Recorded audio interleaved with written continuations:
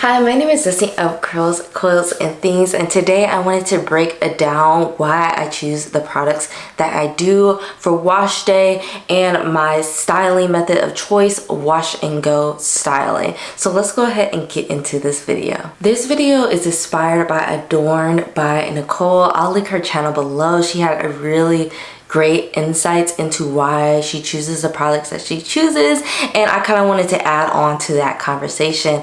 Products are tools. They are not something that are as magical and that will transform your curls overnight. They are tools to get us to our desired result. And before I break down the exact products that I choose on a general wash day, I kind of wanted to break down what my wash day routine looks like and kind of the habits that I've formed over time. I no longer use oils and butters in my hair, and I haven't for about 2.5 years, if I do the math correctly. Oh girl, let me not expose myself for doing math, but I haven't used oils and butters for a very long time.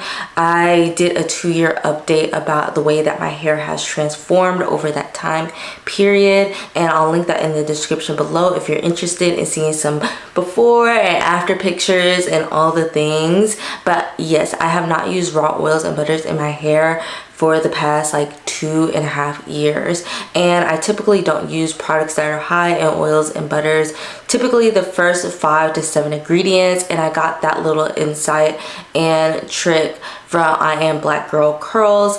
So I don't really use those types of products in my hair. I use a lot of botanical gels for my wash and go styling, and I use a lot of foams as well, especially if I'm leaning towards a twist out that day. But primarily I am doing wash and goes week after week. My point for saying that is I am really focused on hydration for my hair, and oils and butters on the hair can leave it very dehydrated. I focus a lot on hydration, meaning that I am focused on washing my hair on a consistent basis. Hydration comes from water, meaning the entire wash day process, not just leaning towards a moisturizing hair product. It's from the entire shampooing stage, conditioning stage, and styling and drying stage. So my routine looks drastically different before I started the 30-day hair detox, and it looks drastically different from when I first started the 30-day hair detox by I Am Black Girl Curls. And again, if you want to see some of the things that happened to my hair, I'll link that video below. Given my habits and wash day routine, I usually reach towards a moisturizing shampoo.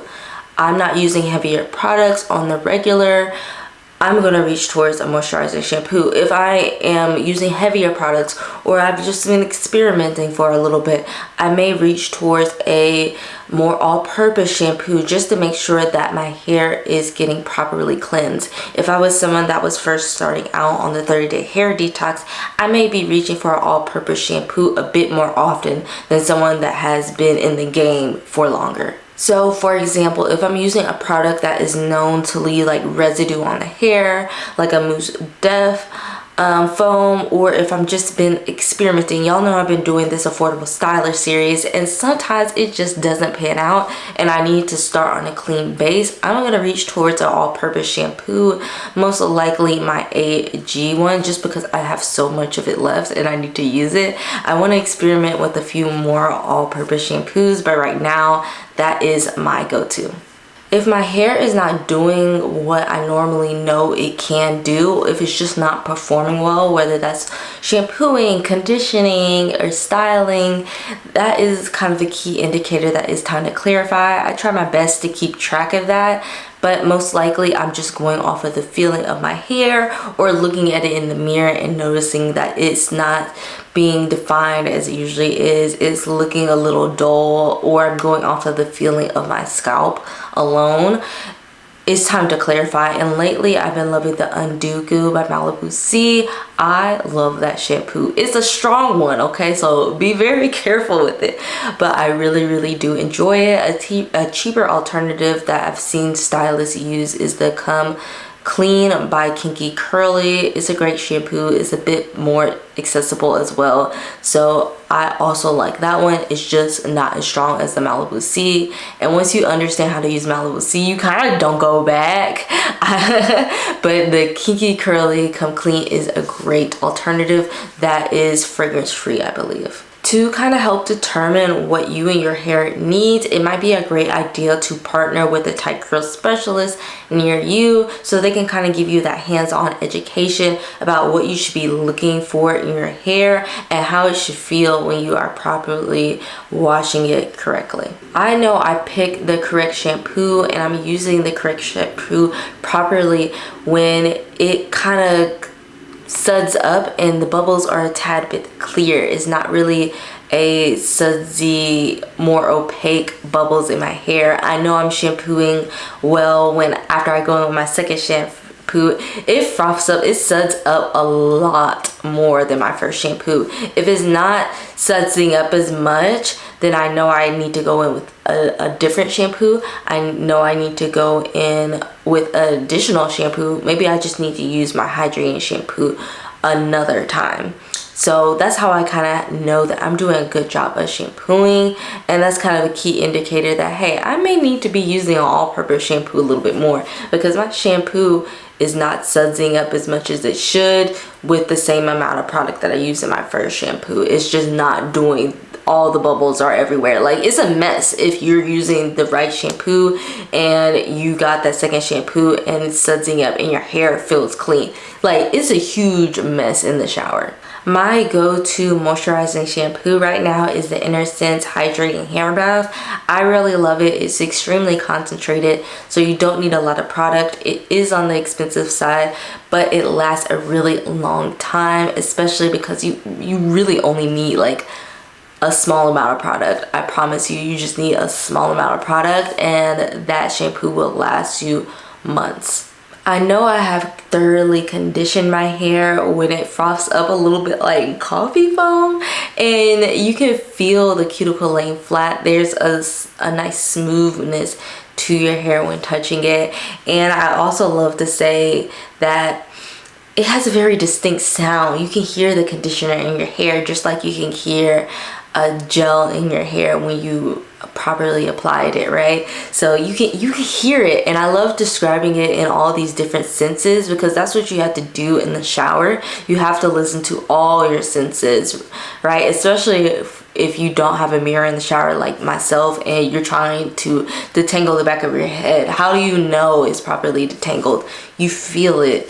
You can hear it. Like, you know when you raking through your hair, girl. Like, you know it, you hear it. So if you start to hear that, you know you need to stop immediately and reassess that section and see, do you need to add a tab of more product? Probably not, but if you're using the Inner Sense one, you probably just need a little bit more water. You should emulsify it a little bit more and then go in with your detangling tool. So it's all about listening to your senses, and that's how you can determine what product is working for you and what product is not working for you. Right now, I really love the Inner Sense conditioner. I also love my AG one just because it's not as much emulsifying if I'm just in a rush or if I'm literally just being lazy. So yes, I make sure to utilize my senses during the shampoo and conditioning stage, and that really helps guarantee that I'm going to get my desired result at the end of my wash day process. I think it's so important to listen to your senses and use the correct tools, your products, and couple that with a great technique. When it comes to styling my hair, especially in my wash and go state, I'm gonna just talk about wash and goes. We can talk about other styles all day long, but I just want to kind of focus on wash and goes because that's how I consistently wear my hair. When it comes to wash and go styling, choosing the products that I want to use is really focused on what my end goal is. Do I need to choose a product that's going to give me a quick dry time because I need to walk out the door like now, like soon, like I'm already running late? Or can I wait a little bit longer and get the definition that I want and use something that's going to take longer to dry. It's just all these different factors that come into play. You have the environment, you have your lifestyle, you have what you need to be doing later that day, is all the things. So when it comes to a foam, if I decide to choose a foam for my wash and go that day, I know that's going to come with a really quick dry time. That's why I love a foam. I'm a high density girly, so I really love a foam, especially if I'm crunched for time. But I know that means I'm going to have to compromise a little bit on definition, and that means I'm going to get a lot of volume, and I love volume, so I'm perfectly fine with that. But I know it's going to impact my longevity. I'm not going to have as much longevity as I would with a botanical gel wash and go over here.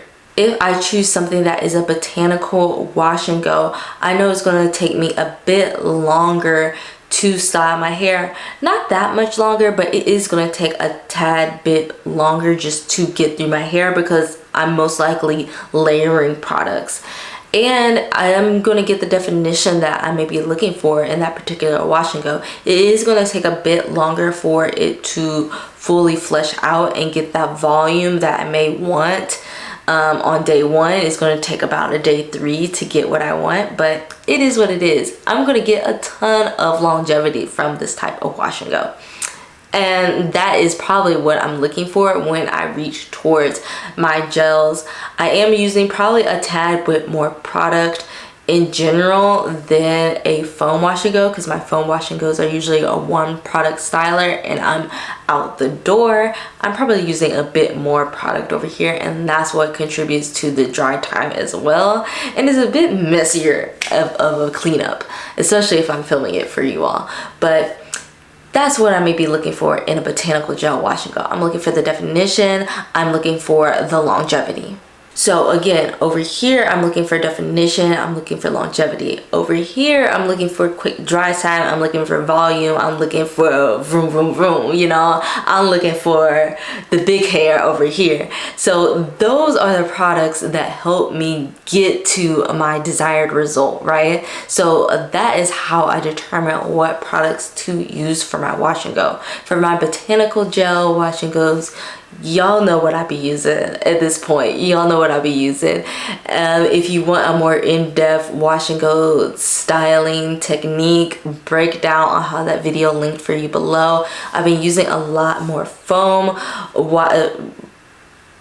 Sorry, it's a bug. I've been using a lot. It was so big in my window, like what?